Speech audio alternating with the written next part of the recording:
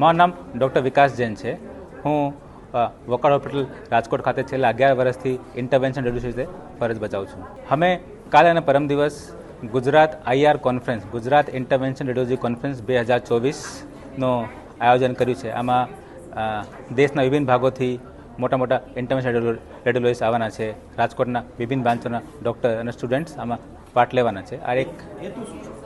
આમાં છે ને મેડિકલ રિસર્ચ, નવા intervention radiology techniques, patient outcomes અને આ બધા ઉપર ડિસ્કશન થવાનું છે કે આપણે પેશન્ટ કેર કેવી રીતે ઇમ્પ્રૂવ કરી શકીએ. હવે છે ને 4માંથી 1 માણસ સ્ટ્રોકથી એક્સપાયર થવાનું છે અને 80% સ્ટ્રોક કેસીસ પ્રિવેન્ટેબલ હોય. આપણે ડાયાબિટીસ, તંબાકુ, બીપી, આપણો હાર્ટનો રેગ્યુલર કેર કરીએ તો આપણે 80% સુધી સ્ટ્રોક પ્રિવેન્ટ કરી શકીએ છીએ.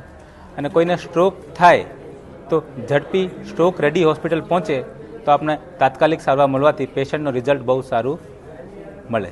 હવે છે ને સ્ટ્રોકના કેસીસ બહુ વધી ગયા છે અને સ્ટ્રોકથી એક આખી ફેમિલી સેટલ થાય. કેમ કે કમાવતો માણસને સપોઝ સ્ટ્રોક થાય તો આ પથારી પર આવી જાય અને બાકી બધા પછી આના પાછળ હેરાન થાય.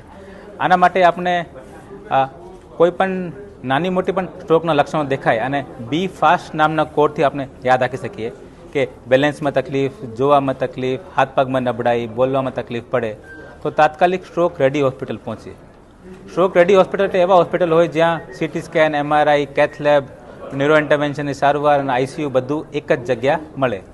આમાં તાત્કાલિક સારવાર મળે અને ટાઈમ ગુમાવ્યા વગર સારવાર મળે તો પેશન્ટને ઘણું સારું રિઝલ્ટ મળતું હોય. સાંજ સમાચાર ફેસબુક પેજને લાઇક કરો, વિડીયો શેર કરો અને વધુ વિગતવાર સમાચાર માટે sanssamachar.net વિઝિટ કરો.